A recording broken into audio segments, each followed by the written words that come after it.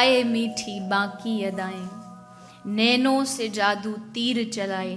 जैसे उनके नेत्रों से कोई जादू भरा तीर निकल रहा हो, ऐसा श्री ठाकुर जी का स्वरूप है।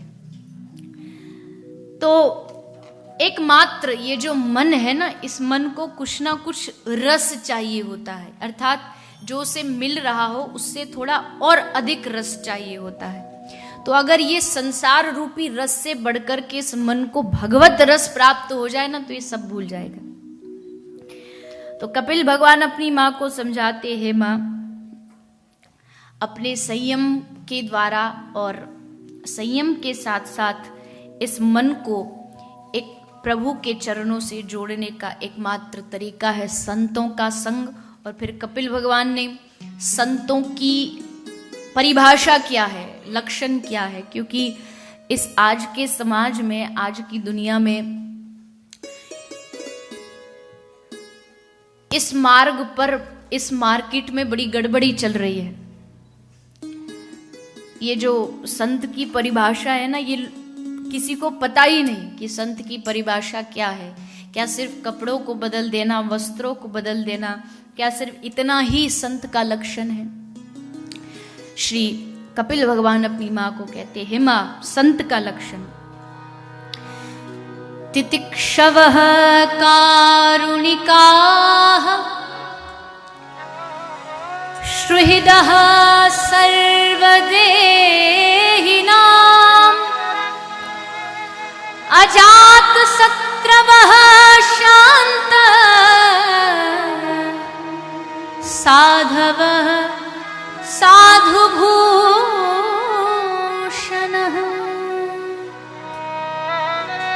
माँ संत का लक्षण है तितिक्षवः कारुणिकाः। संत की परिभाषा किसी वस्त्रों से नहीं नापी जाती, किसी चंदन, माथे के चंदन से, किसी वस्त्राभूषण से नहीं। पहला संत का लक्षण है कारुणिकाः, सहनशील हो। पहला लक्षण है सहनशील हो। दूसरा उसका लक्षण है करुणा उसके हृदय में हो, दयालु हो। इस दुनिया में सबसे बड़ा वैष्णव कोई कंठी चंदन वाला नहीं है। नरसिंह मेहता से पूछा सबसे बड़ा वैष्णव कौन है, तो क्या कहा? वैष्णव जन तो तेने रे कहिए जे पीर पराई जाने रे। वैष्णव जन तो तेने रे कहिए जे पीर पराई जाने रे।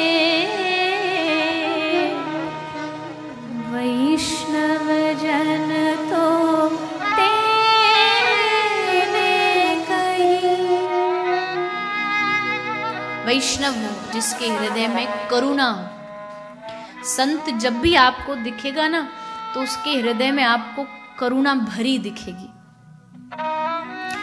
स्वामी श्री ज्ञानदेव जी रोटी खा रहे हैं, रोटी खाते खाते खाते कुत्ता आया, थाली में से रोटी उठा करके भागने लगा।